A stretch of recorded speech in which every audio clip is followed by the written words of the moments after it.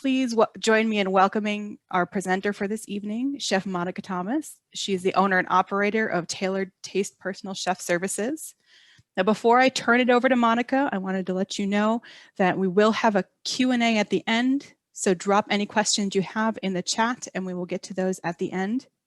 And with that, I will turn it over to Chef Monica Thomas. Great. Thanks, Kay, very much. I'm really excited to be here tonight and to speak to your alumni, and I assume there are some current students on as well, to talk about a very small niche of the culinary world, and that is the personal chef business. A lot of culinary schools don't talk very, very much about the personal chef business, and so I am here to let you know what it's all about, to hopefully answer the questions that you said you wanted answered when you registered for this webinar, and to take any questions that you might have at the end that I didn't cover. Now, I won't be able to cover absolutely every aspect of the personal chef business and every little tiny detail, but I hope I give you some value tonight and to give you a good look at it and to how it typically works in this world we are living in right now. So I'm gonna move forward on the first slide to tell you what we're gonna talk about. First, you need to know who I am and why I'm even here, and I will explain that in a minute. Then we're gonna cover what is a personal chef. The term personal chef pops up along with private chef, and they're typically used interchangeably. We're going to talk about how they differ. And then I'm going to talk about how the personal chef job actually works and walk you through the process that most of us go through when we receive an inquiry from a potential client. And then what happens next and next and next. Then we want to talk about the basics of starting a business. If you are considering this at all, the biggest question I saw on the registrations was, how do I start a personal chef business? So hopefully I will give you a little bit of an insight into that. And part of that will include what kind of services you should offer, where you're going to cook, all the legal formalities that you need to make sure you're covering. And then the big million-dollar question is how to find the clients. And we're going to talk about all of those things, at least in a little bit of detail. So who am I and why am I here? I am a certified personal chef, and I started my business in 2004. And I had quit a full-time job that was well-paying. And so I was highly motivated to make this new venture of mine a success. Fear and the drive of needing money are great motivators. So in 2006, 2 years later, I became a certified personal chef, and I am a member of the United States Personal Chef Association, and they hold that title. And there are a series of things you have to go through in order to be a certified personal chef. There's a test, there's a requirement for being in business a minimum of 2 years. And then you need to have documentation from X number of clients. I don't know how many they require right now. And then throughout the years, I have to recertify every 5 years with USPCA for that, to keep that certification. And then in 2016, after a good 12 years in the business, I found I was helping a lot of new personal chefs, that people would reach out to me and say, can you help me get my business off the ground? Can you tell me what you did when you started? And because I had so many people reaching out to me, I decided to create another company under the Tailored Taste umbrella, and I founded Tailored Taste Coaching. So I typically work with new or newer personal chefs on laying their foundations, getting their business up and running, and to get some traction to get going with the business. If you're already a well-established personal chef and you want to blow that business up to a huge level, I'm not your person. I do know someone who can help you with that, but I like to start with the brand new people looking to get a business off the ground. I belong to, as I said, USPCA, United States Personal Chef Association, and I have since 2004. I was inducted into Les Dames d'Escoffier 3 years ago. And that is a by invitation only philanthropic organization that of women who we spend a lot of time supporting others in our industry. There are scholarships awarded, et cetera, et cetera. So that was quite a lovely honor to be included in that association. And I have been a member of Women Chefs and Restaurateurs. I do believe they are no longer an active association, though their Facebook group, et cetera, is still in place. They were a big help to me when I first started my business. So that's one thing to keep in mind, is professional affiliations can really get you going and get you off the ground. So that's who I am. And let's jump in a little further and talk about what is a personal chef. So as I mentioned earlier, most of the people in the world confuse or use the term private chef when they mean personal chef, and personal chef when they mean private chef. So there is a difference, but know that people use them interchangeably. I will respond to either when people look for a private chef or a personal chef. A personal chef owns a business, is a business owner, and has what we would term a micro business, because they tend to be one person up to maybe 10, 12 person businesses. So a very tiny business. A private chef, on the other hand, works for someone else, works for either a family, an individual, a couple, and exclusively works for that one client. And so they are basically an employee of that client versus a personal chef who has multiple clients and runs a business. So it's a fine distinction, but it really is a large distinction, because I have I'm working with two coaching clients right now who are pursuing private chef work. And that is a whole different ball of wax from being a personal chef. So I have spent time creating contracts for them, even for their stage or their trial with a particular family, to make sure they're covered. They need to make sure they're getting paid on a regular basis, that they have leave, that they have vacation, sick leave, etc. So it's basically an employee-employer relationship. Whereas in my business, as a personal chef, I work for multiple families and individuals, and I cook for them on my schedule.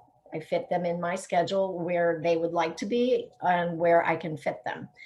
So again, there is a difference, but most people in the world, including chefs, will use those terms interchangeably. But it's good to know the difference. Okay, so how does this job actually work? I know when I first heard about it, it was a little foreign to me to picture myself going into a stranger's home and making food for them and cooking all day and packaging it up and cooling it down and leaving it for them to eat at a later date. Well, that's basically it. We can work in multiple arenas.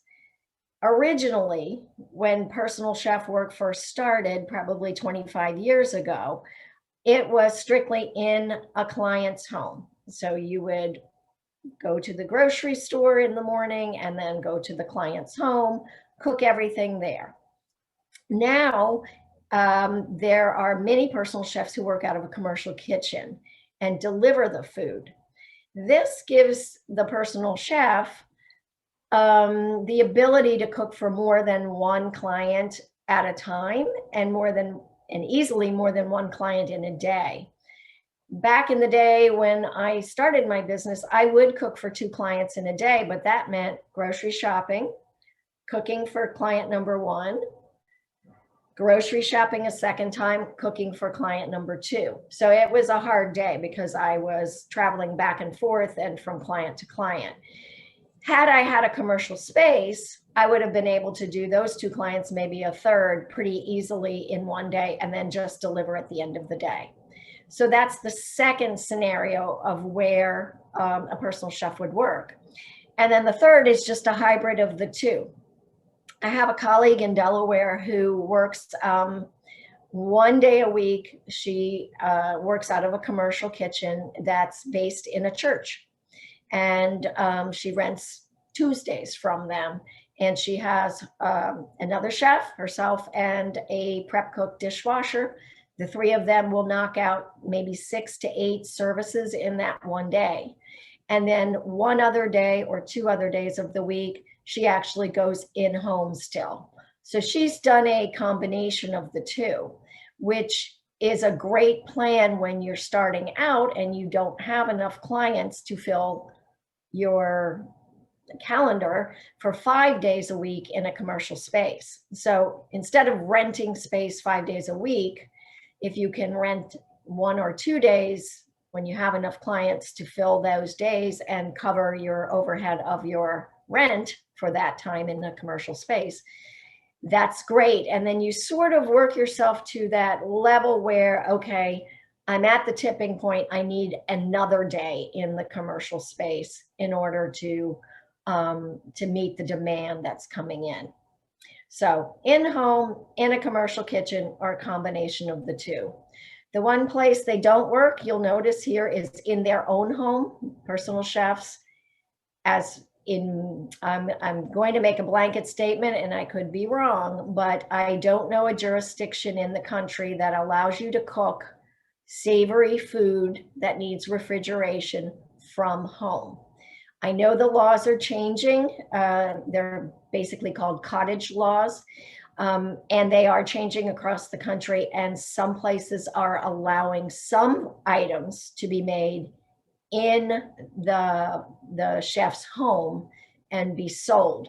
Those tend to be baked goods, and those are goods that are baked all the way through. So let's say a cake without a buttercream frosting, because it doesn't need refrigeration, but not a cheesecake. So again, those are very localized laws that you would have to look into. But in general, personal chefs are not cooking from their own homes. All right, let's move on. So what's the typical sequence of events? I wanted to walk you through sort of how you get started and what does this look like. I remember when I was being trained on how to do this job, it was just I was having such a hard time picturing how this would work in my head. So I wanted to walk you through that. First and foremost, you're going to get an inquiry from a potential client. And this may come through your website. It may come through social media, through Facebook, Instagram. It could come through word of mouth. You know, a friend knows that you're doing this business and they recommend someone. So somehow you receive an inquiry that somebody's interested in having you cook for them. So then the next step is basically you have a conversation. For me, it's typically by email, back and forth a few times to see if what they need is what you can provide. And then you determine, is this a good fit? And if you're interested in going forward with it. When you get to that point, typically for me, I go in their home to meet them. This does several things. First of all, they get to see you in person. You get to see them in person. You get to see the setup of the kitchen, the amount of equipment they have in the kitchen, what they have that you might possibly use to cook with, and just get a real feel for the situation in the home. And when I go in, I take a food questionnaire that I have developed over the last 16 years, and it still changes to this date. It's a living, breathing document. I realized probably less than a year ago that I never put vinegar on the questionnaire to find out if they liked vinegar or not. So it's a do you like, XYZ food? Do you like beef? Do you like chicken? Do you like this cut of beef? If you do, how well done do you like it? How rare do you like it? Do you have allergies? Do you have a diet you wish to follow? So my questionnaire is about 3 pages long. And I like very much to do it in person because as I talk to the potential client, I get a lot of feedback from their reaction to certain items. If I say, do you like liver? I will generally get a very strong reaction. And if I say, do you like shrimp? I might get a very different response. And then I see and I make notes as I go, okay, their face lit up when I said X. So I'm going to make sure that X is on that very first menu that I propose for them. A pair of questions I have on my questionnaire, which I'm not sure a lot of other chefs do, but I ask them, if you are going to go out to a restaurant to celebrate a special occasion, what restaurant would you go to? And they'll name a restaurant in the DC area and I typically know of the restaurant even if I haven't been to it. And then on the other side, the flip side of that, I say it's Tuesday night and there is nothing in the house. Where do you go get some food? And so that gives me their high end and their low end. And that's very telling for what the client wants. If high end tends to be a 5-star Michelin restaurant, then I know I've got a certain client. And if high end tends to be, a local, let's say not a white tablecloth restaurant, then I know kind of the food expectations are somewhere a little bit lower than that Michelin starred person. So that gives me a good range. So I go through that whole questionnaire with them. I typically set the first date for their first cook day, set the date for their first cook day, but depending on what I have open in my calendar. And then I collect a deposit for the fee. I don't collect a deposit on the groceries that I might be purchasing for them, but I collect the fee in full. So that means they're serious. And then I go home and I take their questionnaire and I sit down and I create a menu based on the items they told me they like and don't like, or they're allergic to, or the kind of diet they want to follow. So I create that first menu, I email it to them for approval. And they, typically with the first menu, people always say yes to everything. But, occasionally they'll say, the more I thought about it, I really, really don't like green beans. So let's not put those on, even though I told you I wanted to try to like them. So, and I have had those conversations. I want to try to like X and then they don't. So we go back and forth, perhaps with the menu, get the approval. And then on the day that I'm going to cook for them, I go to the grocery store first thing in the morning. I purchase everything I need and I go to their house. I cook, I cool it down, I put it in containers, I put it in their fridge or freezer, depending on the size of the service and the type of the food that I'm preparing. I ask for feedback always because that's how I'm going to know if I'm hitting the mark or if I'm off the mark. And I typically tell a client, it may take 2 or 3 cook days before I really start to understand what it is you like and you don't like. So hopefully then you repeat that entire process from creating the menu through the client loves your food, and you do it over and over and over again, and they're your client for the next 15 years. Unless they elope and move to Erie, Pennsylvania. Oops, sorry. Let's go on to the next slide here. So what do I offer and who and where do I cook? So we've talked a little bit about where I'm going to cook. For me, I am an in-home traditional personal chef. So I do cook in homes only. So I typically do what now everyone is calling meal prep, meaning creating the weeknight meals that people are going to eat, typically Monday through Thursday. I might do some add-ons, and we're going to talk about add-ons later. But the core of my business is making their lives easier at dinner time. You could offer meal prep and catering out of a commercial kitchen, as we talked about. You would cook at the commercial space and you would deliver. That's been very popular, obviously, during COVID times, because they could, the chefs can do a non-contact drop off. And then there are parties, or what we term boutique catering, smaller catering events, and those can be done in client homes or from a commercial space as well. In my world, before COVID hit, I would typically cook 5 days a week, doing meal preps for people. And then I would do roughly 2 parties a month.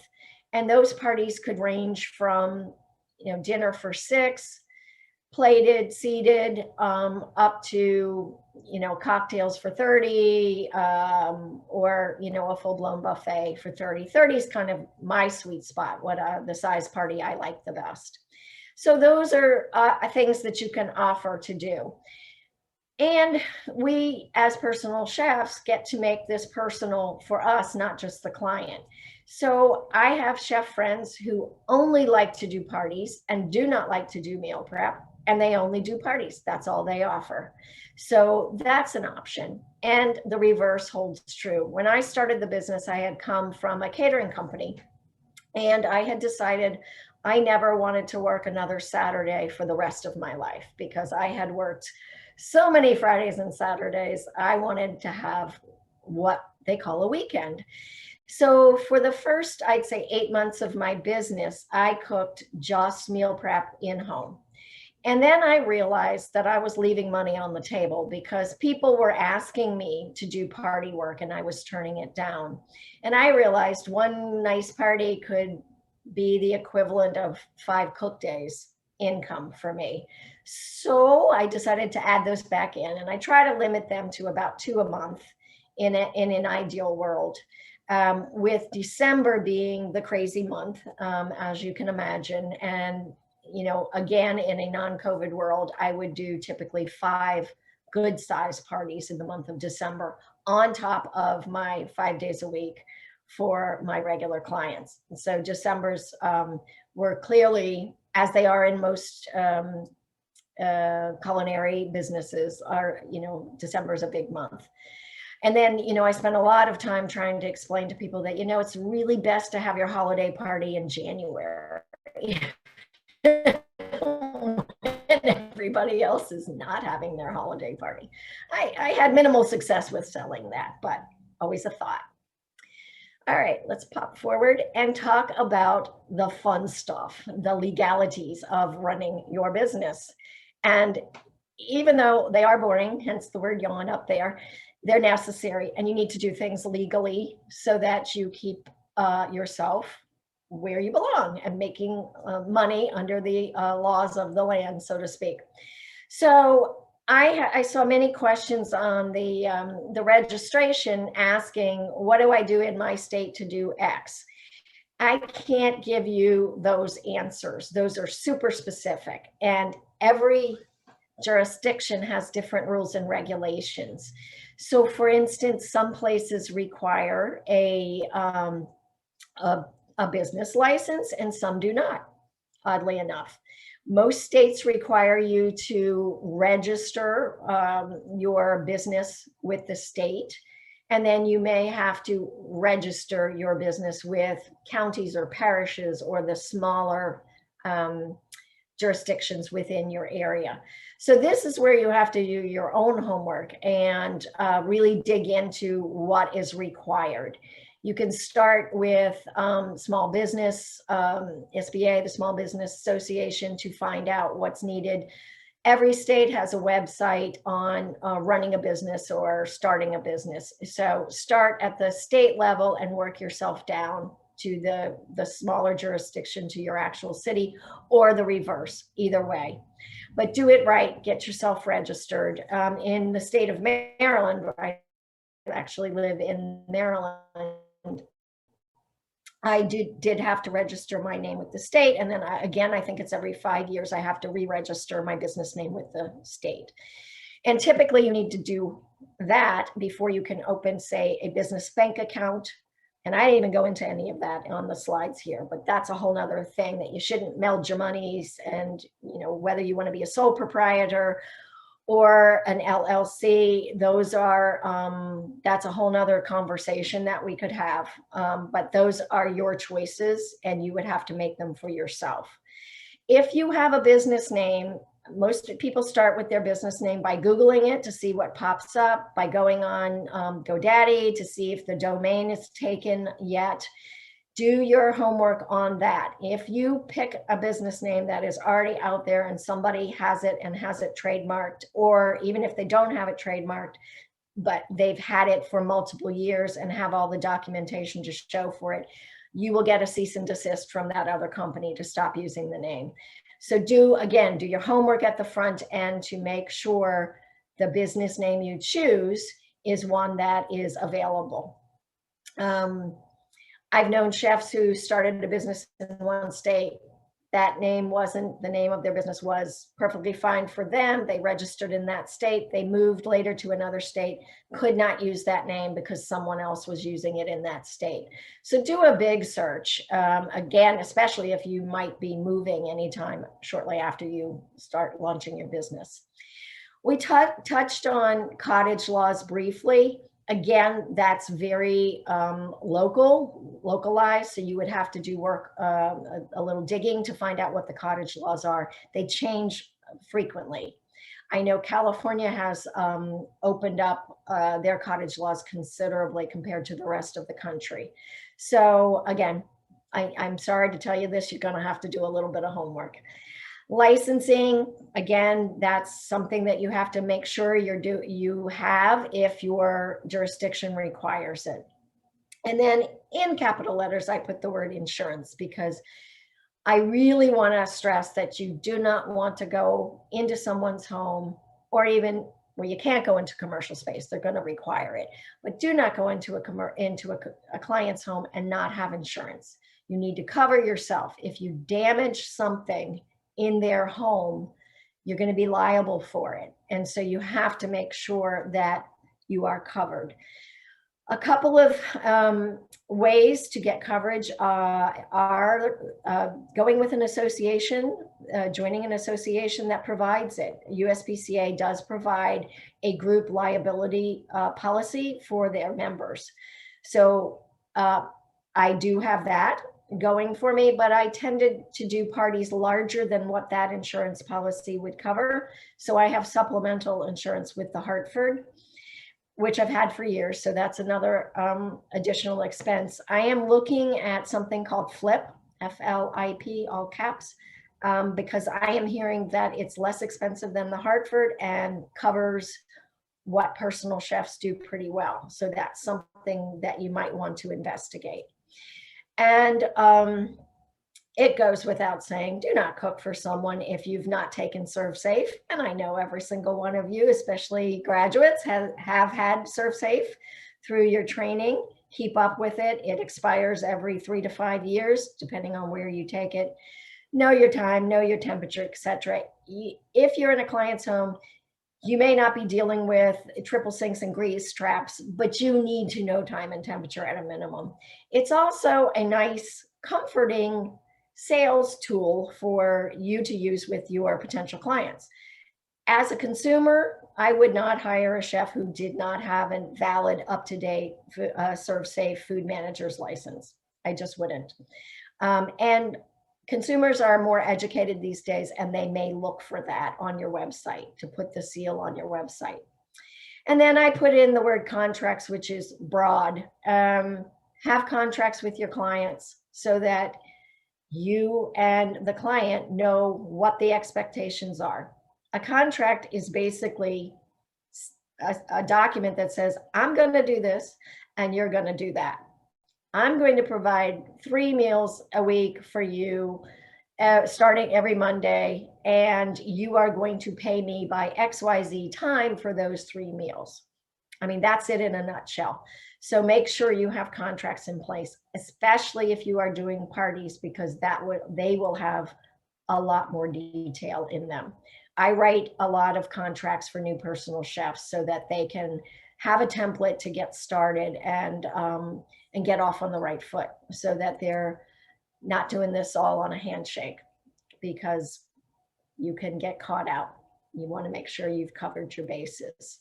So there you go. There's the boring legalities, and we will jump forward on the question I'm asked all the time. What do I charge for this? So-and-so wants a party for 30. What do I charge for that? It's totally up to you what you charge. And there are multiple ways, different ways to do it. And I'm just going to go through a few of them. I'm going to jump to the third one I have listed here first. That's all inclusive. And that means for this dollar amount, I will come do this size service for you. And that would include my menu planning, my grocery shopping, all the groceries, all my time, all the containers, everything. One flat fee for that. That is what I was trained to do almost 17 years ago when I started the business. That's a really hard model because you have to worry about food costs. You have to worry about making a menu that suits the client, that hits all the things they want and they need, but watching every penny so that you actually make some money when you go to work. That's the hardest model, and I would not recommend that to anyone. Back up to the top, by the hour, yes, you can certainly do an hourly rate, plus the groceries on top of it. That clears you up. You're not worried about food costs. You are looking at, I'm going to do this many hours. You're going to pay me, $100 an hour for everything I do. For me as a consumer, if I'm on the other side from being a personal chef and I'm the one buying the service, a by the hour rate worries me a little bit because it rewards the slow chef. So are you going to dilly dally because it costs me more if you do? So from a consumer standpoint, an hourly rate may not be the best way to go. And then the second one down listed here is by a fee plus the groceries. That is the model I use. I like, because I set the fee based on the size of the service, and then the groceries are separate. They pay for the groceries separately.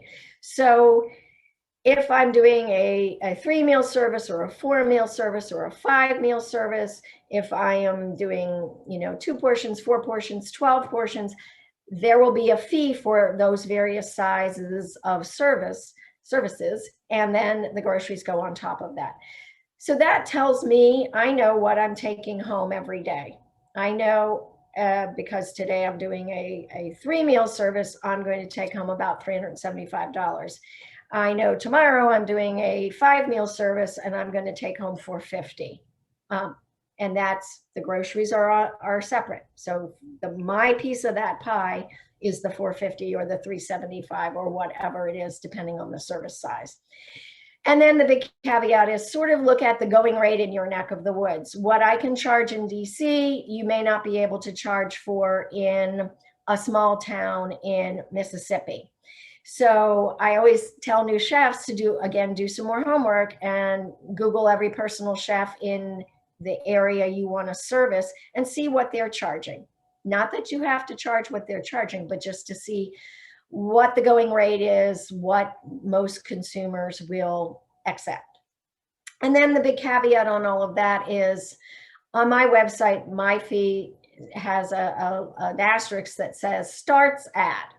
Because if I get a super complicated diet, or if I'm working with someone who wants me to count macros or needs a lot of detailed nutrition, that's going to take me extra time, I will charge more than the rate published on my website.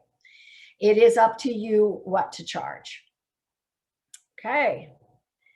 So add-on services, we mentioned earlier, add-on services. So you can add on snacks, breakfast, lunch, smoothies, bone broth, cooking classes, and boutique catering.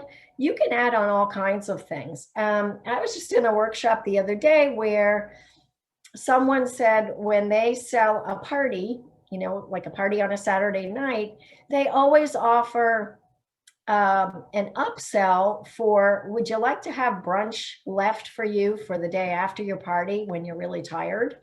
And I can add that on for an additional $100. So constantly think of the different kinds of services you can add on and make everybody's life even easier that way. So that image actually is one of my little clients, and that was from an online cooking class we did. I do a lot of one-on-one personal tailored just for children cooking classes. So that was a little 7-year-old who wanted to make Rice Krispie treats. Okay, so now the $1 million question: how do you find the clients? Lots of different ways. And the first is knowing who your client is. You need to know them in order to find them. So who is your ideal client? My ideal client when I started my business 16 and a half years ago was anybody that would pay my fee. And that probably wasn't the best strategy to run in, to start running a business on. But I fell into a niche of cooking for people with special dietary needs, like pretty severe anaphylactic type of dietary needs. And there's an old saying that it says the riches are in the niches, and I found my niche pretty quickly. And I do still specialize in special dietary needs. So you need to spend some time thinking about what this client looks like in your mind. You can even create an avatar of this client. What do they look like? What's their educational level? Where in your area do they live? What zip code do they live in? Are they living in gated communities? Are they living near the golf course? Are they all driving BMWs or Teslas? Where do they hang out? Do they go to gyms? Do they go to churches? And once you have an image, a picture, and knowledge about that ideal client, then you can determine how you're going to get in front of them so that you can be seen. I know several personal chefs who target moms, moms with small children who are super busy and kind of, they hang out in Facebook groups for moms, in the mom groups. And that's a place where you can go connect with people who might need your services. So, but you've got to think about it for a while as to who these people are, who are your ideal clients, because throwing it just a wide net out to the world may take much longer to start pulling in the clients. Define who it is you would like to reach. So my ideal client wants to be looking out over a beautiful ocean in Italy. Okay, marketing tools to find these clients after you've defined who they are. Start simply. Word of mouth is still a thing, and it may take the shape of being Facebook word of mouth, but it's still word of mouth. Tell everyone you know what you are doing so that people know you've started a business. And random strangers you meet, tell them what you do. My favorite story about this was I was standing in line at Petco or PetSmart, one of those pet stores. And this was probably 14 years ago. And I was holding a 20-pound bag of dog food in my arms. And the woman in front of me in the checkout line started to move her items down the belt and said, "Oh, here, put your bag up. That looks heavy." And I said, really kind of silly thing to say, I said, "Oh, no worries. I carry heavy stuff every day. I'm a personal chef." And she said to me, "You are? Do you have a card?" And I did. Business cards were more popular than they are now. And I handed her a card, and I cooked for that woman for 5 years. Simple conversation in a checkout line. So tell everybody what you do. It's free, it's easy, and you might end up with a client. So more marketing, website, social media, Thumbtack, Bark, those kinds of things. Websites are a necessity. 90%, maybe 95% of my leads now come through my website. Your website needs to be professional looking. The photography on the website needs to probably be done by a professional. It can't be blurry. I mean, I know you can take fabulous pictures with an iPhone these days, but you've got to make sure they look really professional. It needs to have SEO behind it so that you are coming up appropriately in Google searches, because Google runs our lives. And if you are not someone who has the skills to build that website, you need to pay somebody to do it. So that's probably one of the biggest expenses a new personal chef has to incur, is to get a decent website built. And just know that websites need to be refreshed frequently. I am probably going to do a refresh this year on my personal chef website. I did one last year on my coaching website. It's not cheap, it's necessary. It's your biggest marketing tool. And then social media. Social media is huge, as you all know. So Instagram, Facebook, Pinterest. But when you post on those rather global platforms, you need to remember that it's wonderful to have 10 zillion followers, but if they're all on the other side of the planet, it will not get you the business you need locally. So you need to keep bringing it back down to the local level in all your social media. You need to drive people to your website. So call to actions should be, check out my website here, or create a landing page for them to go to, or whatever. Have a purpose. Keep your personal social media separate from your business social media. Absolutely. There needs to be like a big firewall between them. I avoid politics. I avoid religion. I avoid anything controversial on my business sites, because that's my business and I want it to stay professional. Personal choice on how you run your business, what your vision and mission is within your business, but just make sure your business website is a business website and your social media is business. Social media is business. Keep the pretty pictures going. People love food pictures. I think Instagram is great for that. But again, have a call to action. What do you want them to do other than like your picture? Do you want them to book you for a party? Do you want them to fill in that at Tuesday you suddenly have open, etc.? Make sure there's some sort of call to action in your social media. Pinterest is one I don't personally use. I have a Pinterest account, but I am being told daily that Pinterest is as big a driver for business as Instagram and Facebook are. So that's something you need to think about, putting your recipes there with links to them. Thumbtack. I get asked about Thumbtack all the time. And Bark, that's this similar platform, which is a paid lead generator for you. If you use Thumbtack, and I've heard wonderful things about it and horrible things about it. I think it depends on the area you live in, and it also depends on your settings within Thumbtack. There are a lot of what I call tire kickers on Thumbtack who just, think they're going to get a party for $10 a head. And if you don't see that until you've already paid to see the lead, then you're wasting your money.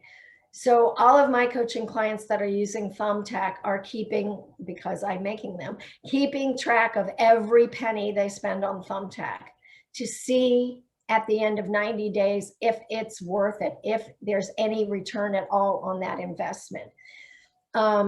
I've had some of my coaching clients set the bar really high, like dinner parties start at $125 a person plus groceries. They will put that in there so that those low dollar people don't clog up their referrals and cost them money when they're not even going to bid on a job that size. So if you use it, I always say with anything new, give it 90 days to see if it works. Keep track of how much is outgoing.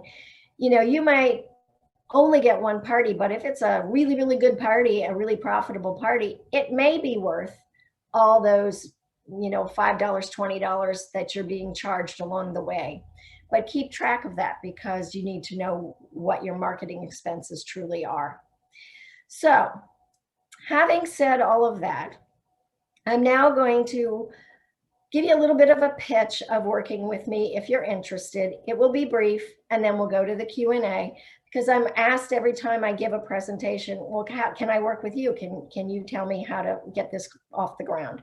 So here's what I have on offer, and I call it my New Chef Essentials Mastermind Program. It consists of a monthly one-on-one strategy with the person who buys into this. And that is one-on-one, one solid hour of setting goals, creating a roadmap to get to achieve all those goals. So long-term goals and short-term goals. There's an accountability element to it. So I ask at the end of every session, what one thing are you accountable for before the next time we meet? The next piece of the program is group masterminds. And this meets every other week via Zoom. We meet as a group. Everybody in the mastermind coaching program gets on a call. We update, a brief update on where we are in our business, what's going on, and do you have one question this week that you need help with? And then instead of hearing my voice all the time, they hear their colleagues' voices and they hear new ideas and a different way of looking at things. In one of my groups, I have a woman whose background is HR, and she has been such a wealth of information and questions, etc., that have helped a lot of people make the decision whether or not to quit their full-time job and make a leap into being a personal chef full-time. So it's nice to have other voices. And then I have a private Facebook group where I post anything I can think of that might help you today. And you can post your successes, your failures. It's a safe space. Nobody else is seeing except people in the program. And then you can ask more questions like, hey, I'm really stuck. I need help on a menu for this client that's gluten-free, dairy-free, and is tired of I'm just brain dead. Please give me some recipe ideas. And people will hop in and help you out there. And then the last piece of it is basically access to me when you need me. You can text me, you can send me an email. If you need a quick 10-minute help on something, we can jump on a call and sort it out. So that program costs $199 a month for 6 months. And I try to put this in perspective. That is about half the income from just one cook day. So that might be a way to look at it as an investment in your very own business. And for those on the call tonight, I do have a bonus. I have 3 training videos I created. One is called The Basics, ABCs of Personal Chef Work, From Inquiry to Cook Day, etc. The second one is called A Day in the Life, and the camera follows me through an actual cook day in a client's home to give you an idea of what that looks like. And then the third video is the nitty gritty, costing, pricing, fresh serve, frozen, on and on and on. So those 3 videos are usually $237 to rent those videos from me. And I will throw that in as a bonus if you sign up for the New Chef Essentials Mastermind program within the next 24 hours. So the bonus offer is good until tomorrow, 4 p.m. Central Time. And that link, you can screenshot it if you want, is the link you would need to click on in order to sign up. I have 5 slots open, and I would love to see if you need some help, and we can get your business launched. Okay, so ask me questions. Okay, do we have anything? Does anyone put anything in the chat while I was talking? We do have some questions. I did want to mention that while SafeServe isn't a part of the program, it is a very essential tool to use. And we did have a question about it. They're asking if you would suggest the manager version or just the regular ServeSafe. I would go for the manager version. It's slightly more expensive and it just covers more. I think it's better to have the managers versus the food handlers. That's my personal opinion. Great. And then we see a lot of people starting to do sales of meals on Facebook. So do you know what license they would need to do something like sales of food on Facebook? I do not, and that goes back to local jurisdictions and, where are they preparing those meals, etc. Um, I would use Facebook as an advertisement for that. For instance, I'm working with a coaching client right now who is working out of a commercial space, and she has storage in that commercial space. So she offers freezer meals, monthly freezer meals, and she'll go into the kitchen and spend, a day knocking out, 40 lasagnas or, 20 dozen cinnamon buns and freezes them, and then will notify people on her social media that these are for sale.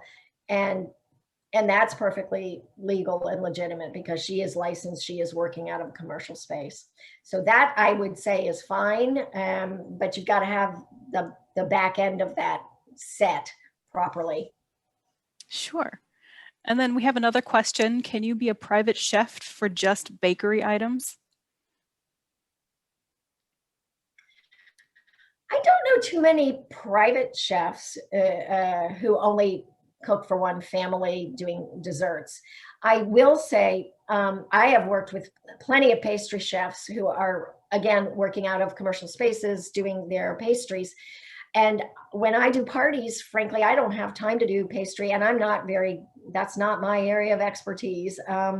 So when I propose a dinner menu where they want a beautiful birthday cake at the end or some other very fancy dessert, I will do my proposal and then say pastries by blah, blah, blah. And I put in the pastry chef's name and give full credit and do a pass-through cost, to the chef, to the pastry chef.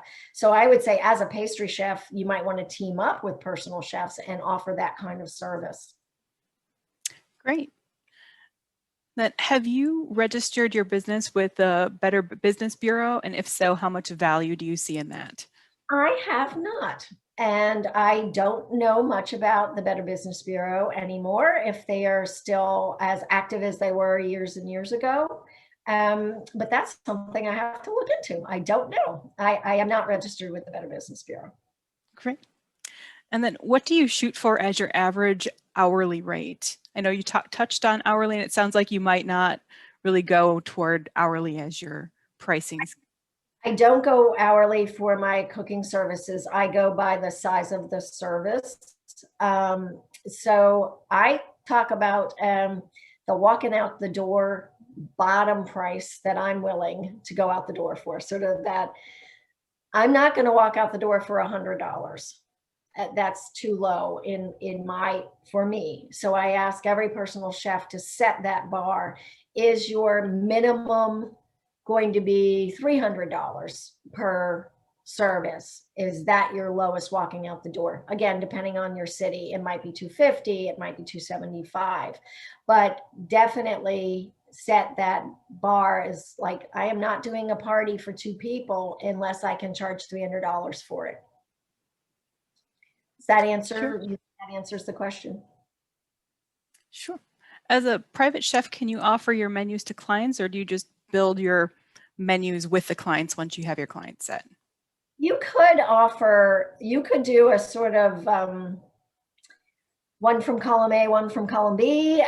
You could say, this is this week's menu that I'm offering, and here are 8 dishes. Pick what you like. I do know several personal chefs who work that way. They set a weekly menu, and their clients pick and choose within that menu. Then they would have to customize if there are any allergies or ingredients they have to avoid. But they would say menus have to be selected by XYZ day of the week. My business is called Tailored Taste, so I do tailor everything to each specific client separately. Great, thank you. And do you find that it's more applicable for your affluent clientele, or would this be profitable for lower middle class or low income areas as well? Do you find that affects? Yes, I don't think low income areas are going to support us.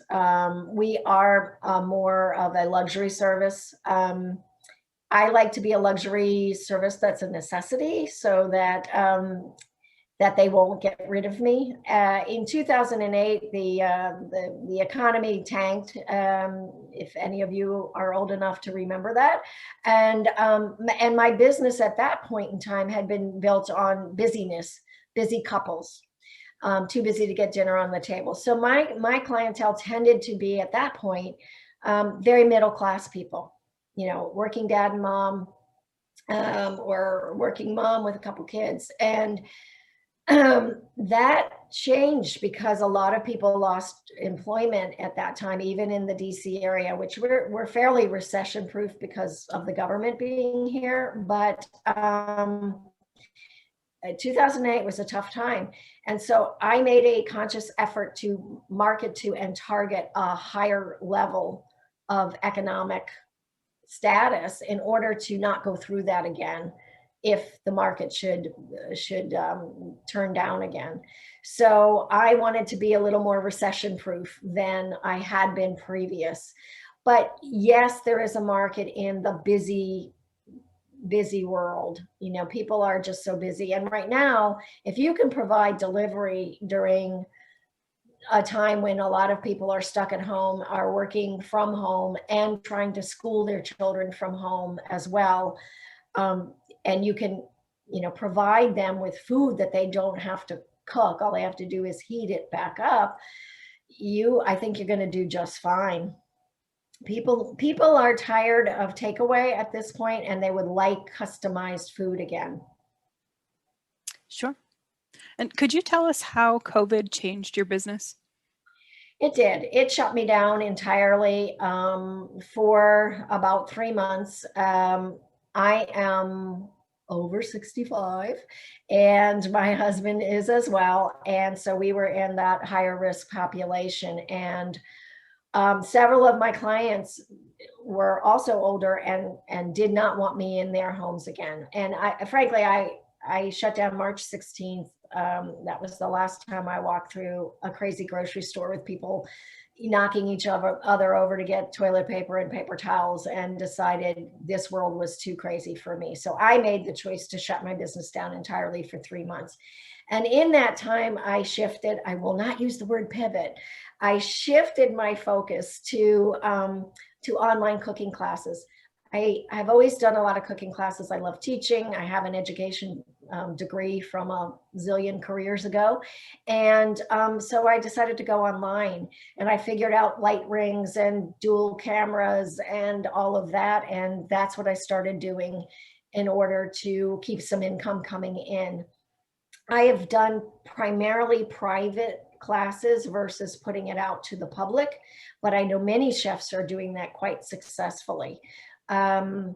I've done group classes. I'm teaming up this month, or February rather, with a high-end travel agent, and we are offering a series of classes on different regions in Italy. I will do a couple of cooking lessons on two recipes per region.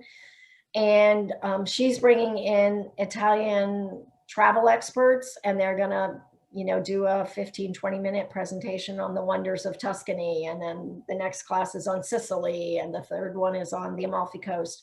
So I had to get creative and think of how I can get myself out there safely. I am now doing some very small parties for clients I've had for a very long time, and I know they're safety and what they've been doing and not doing. And so I'm handpicking those that I'm going back in. Have a couple of clients who have 2 homes in the area, which is lovely. So I can cook in the empty home while they go to the other home. So I am probably down about 40% for last year, maybe even more, probably 40 to 50% from what I typically bring in a year. But I think this year's going to be fine. People are looking for all kinds of things, and the work is out there. I have one vaccine in me. I'm ready for the next. I'll be back out there. So yeah, it did change everything. Great. Well, we are at time right now. It is now 6 o'clock. I would like to thank Chef Monica Thomas for sharing all of her knowledge with us today. It has been a pleasure. And thank you everyone for joining us this evening. If you have any questions after the fact, please email us at careerservices@escoffier.edu. Thank you everyone, and good night. Thank you. Bye-bye.